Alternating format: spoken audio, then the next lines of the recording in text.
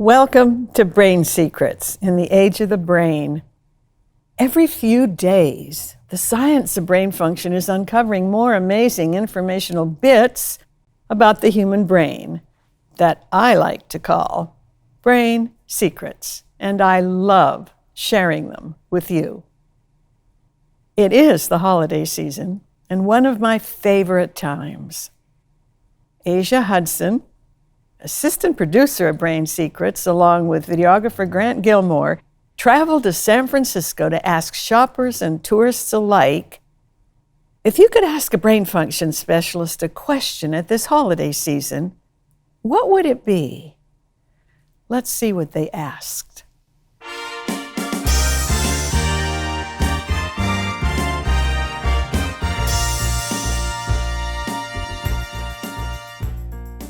I've looked forward to this, Asia. This is our holiday Ask Dr. Taylor episode. Yep.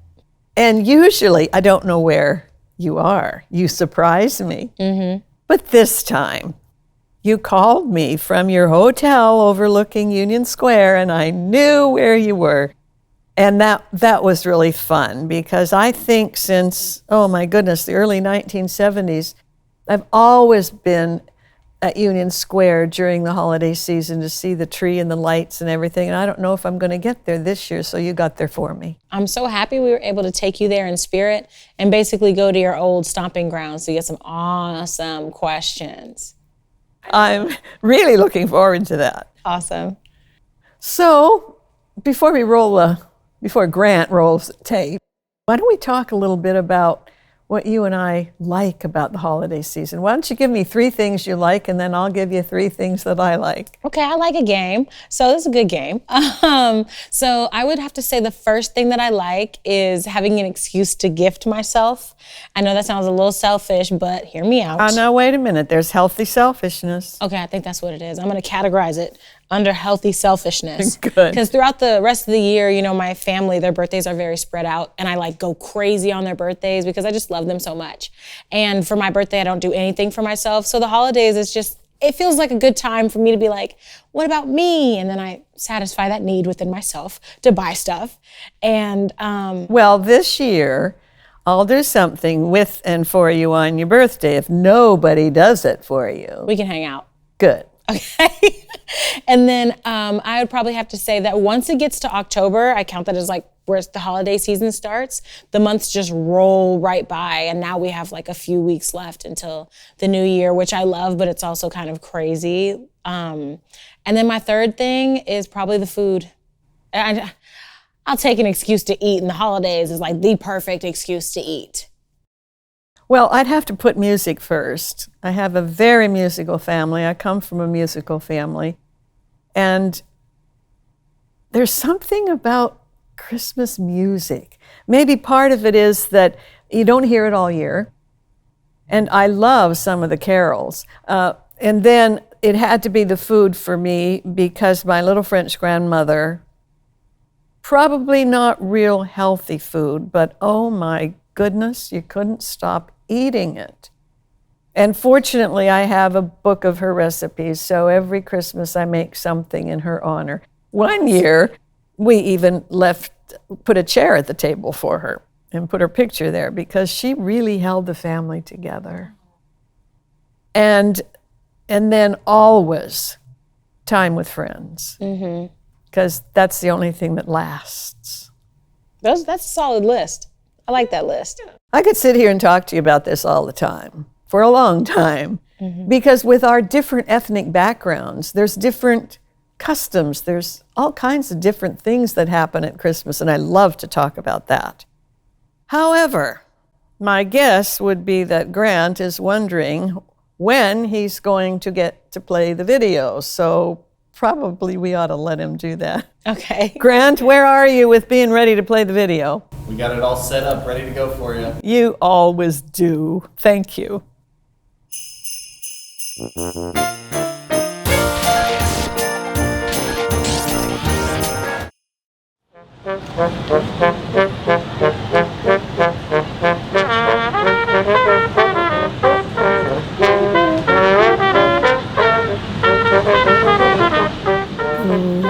I always love that tree.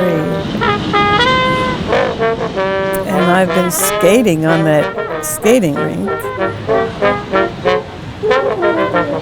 What's up, y'all? My name is Asia Hudson, and welcome to Ask Dr. Taylor, where we take to the streets and ask random people questions about brain function. Today, we are doing it on this holiday season, and we are out here at San Francisco. Randomly, it is SantaCon, apparently, and luckily, I had these little reindeer ears in the car, because technically, I'm Arlene's little helper. Dr. Taylor's little helper, out here asking questions in the streets of San Francisco at night this holiday season. Let's see what we can get from the people today. So first of all, I want to know why we're all dressed up. I'm loving the outfits. For SantaCon. SantaCon. Awesome. We actually came down here randomly for work and then found out on the way it was SantaCon. Luckily, I had these in my car, so I get to participate, kinda. Okay. So the question is, if you had to ask a brain function specialist a question about brain function this holiday season, what would you ask her? What fuels one's imagination? Oh my God, wait a minute, repeat it, run it back. What fuels one's imagination? Okay, Dr. Taylor, what fuels one's imagination? I love that question, and I love your hair. Does anybody else have a question? Why are we so stressed out right now during the holidays and all with everything going on? Extra stressed. Love it. You guys are killing it. Thank you so much. Teachers, that's why. Oh, well, yay. Okay, well, happy holidays, teachers. Bye. Thank you so much. You too. Thank you. Bye. So, what fuels one's imagination? Good question. Almost anything can fuel imagination for a brain that is willing to think outside the box and ask, what if? And it can be honed through practice. An individual brain can brainstorm.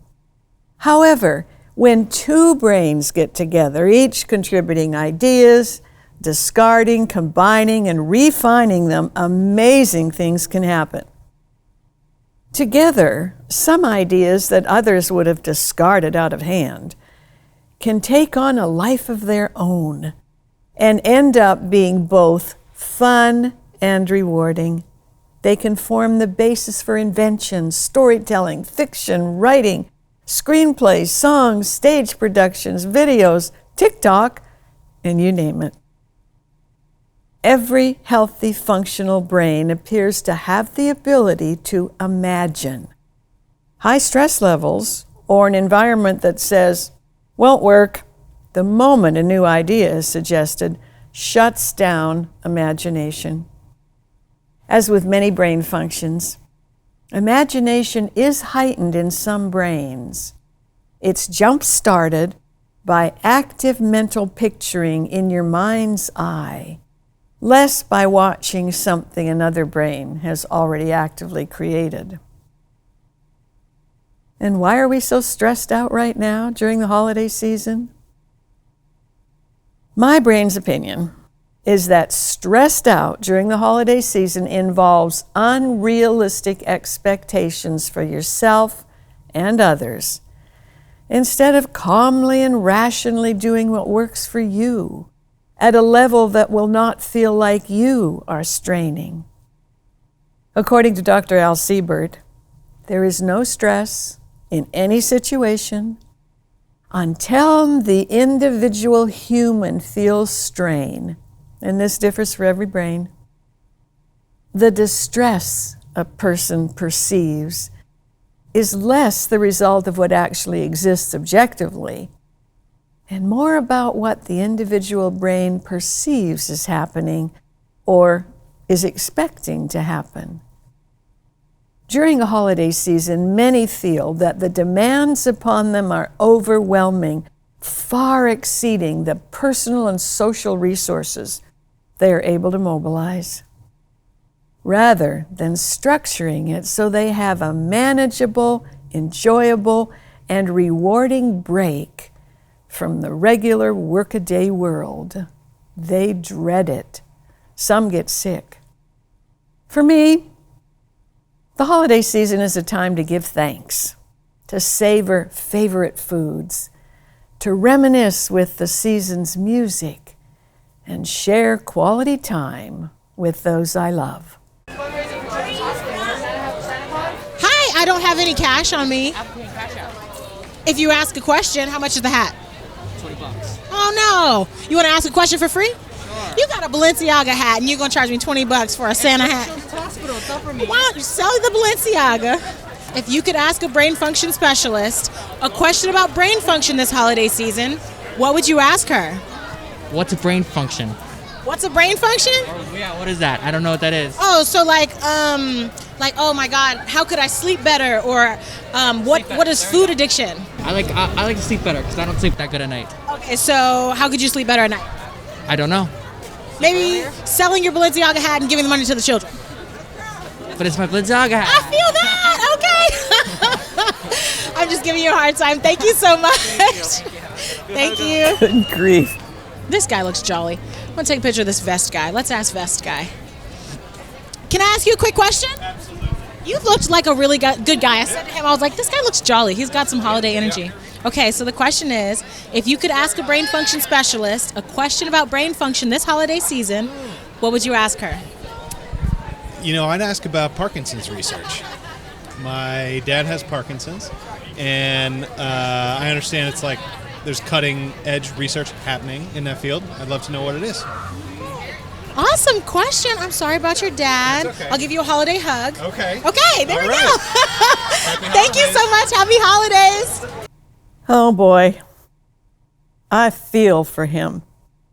Every 9 minutes, an American is diagnosed with Parkinson's disease, more males than females.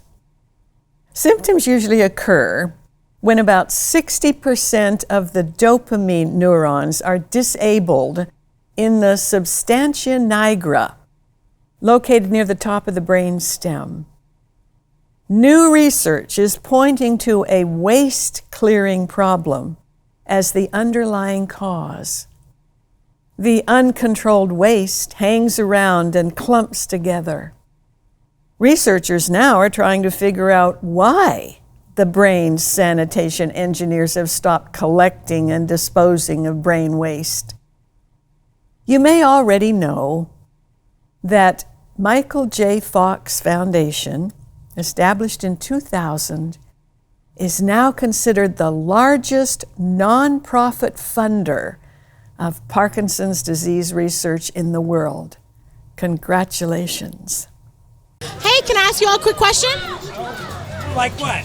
Okay, it's about brain function. Brain function. Yes. Oh, okay. Let's try it. I think we're functioning. Okay, that's great. So if you could ask a brain function specialist a question about brain function this holiday season, what would you ask her? How can I best navigate with all the alcoholic drinks I'm going to imbibe? Okay, that's a good one. That's a good one. And then, did you want to ask one as well? Oh, how do I just keep my brain sharp with worrying about all the holiday stuff? Perfect. Thank you all so much. You're welcome. Merry Christmas. You as well. Happy holidays. Thank you. How can I best navigate with all these alcoholic drinks I'm going to imbibe? Well, the short answer is very, very carefully and responsibly. So you plan to drink a lot of alcohol and want to know how you can keep from injuring yourself or someone else? Good grief. Since alcohol is a toxin to the brain, prevention would say, drink non-alcoholic beverages. Otherwise, you may want to hire a driver who will also stay with you and try to prevent you from doing something unwise that will make the no alcohol decision for you, like being seriously injured and hospitalized or killed in a car accident or causing an accident and going to jail. How do you keep your brain sharp when worrying about all the holiday stuff? I don't know how to keep your brain sharp when you are worrying about all the holiday stuff. I do know that according to the World Health Organization, anxiety, worry is a synonym, is the number one mental illness disorder worldwide and characterized by fear and restlessness. Holidays were meant to be a time of relaxation, a change of pace, spending time with family or special family of choice close friends, having fun, exchanging a present or two, eating special holiday foods.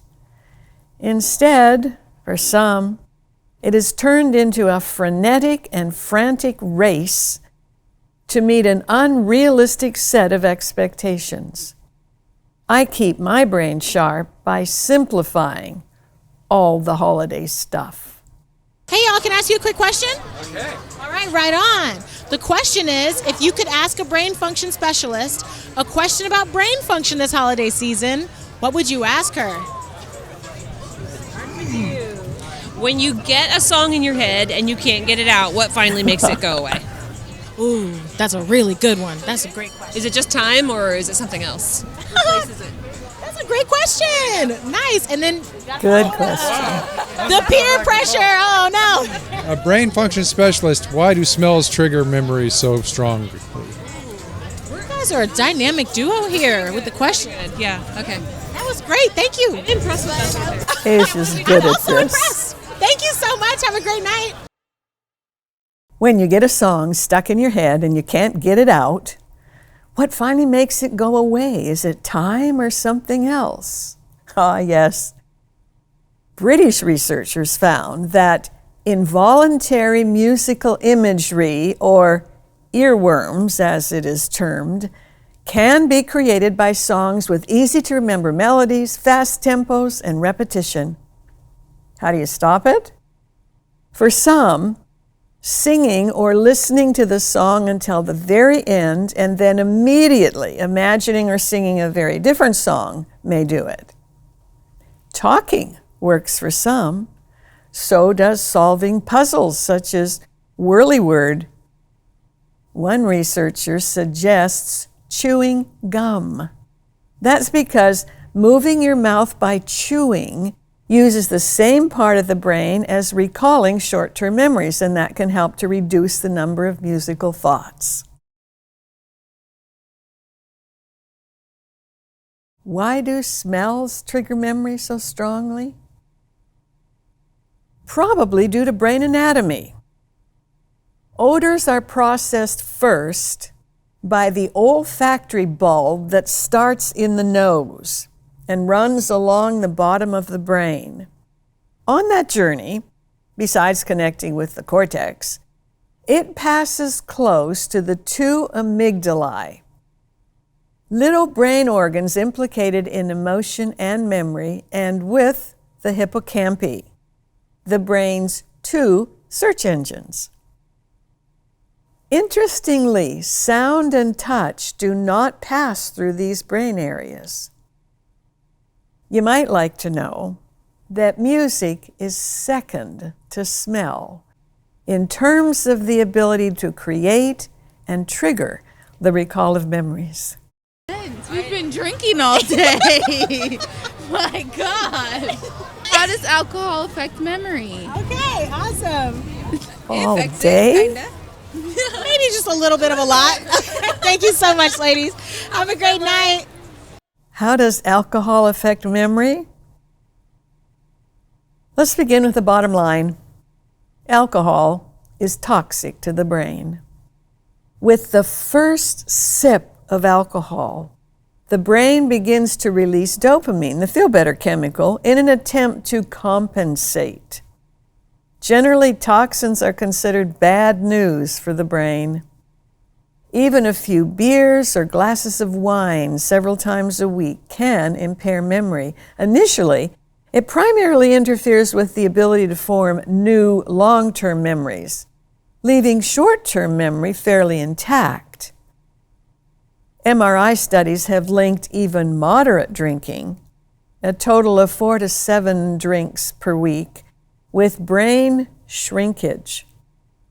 Those who regularly drank alcohol showed greater brain shrinkage than non-drinkers by old age.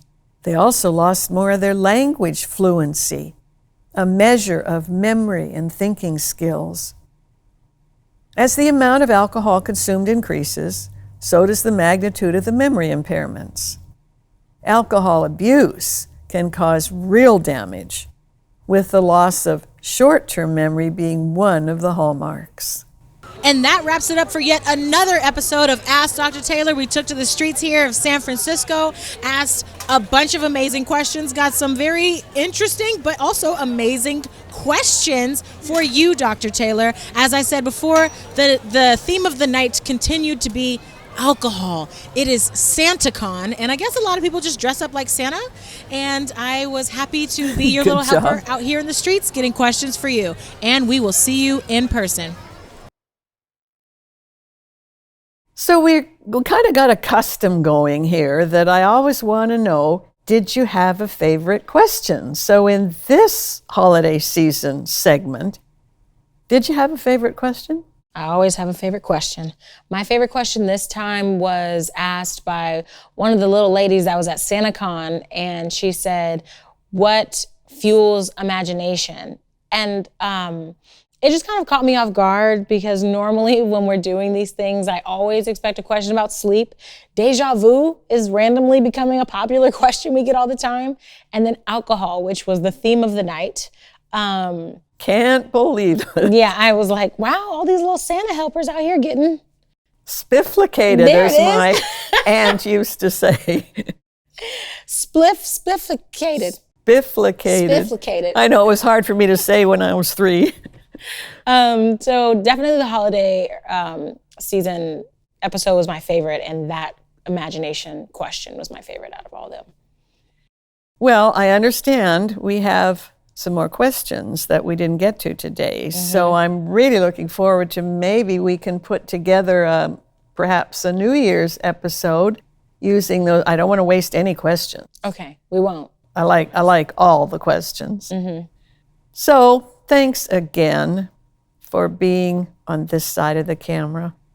I'm really enjoying watching you become more and more comfortable with every single episode. And that's just so great because no matter how I tried, what you do is not one of my gifts. And that's why I love this team. Everybody brings something else to it.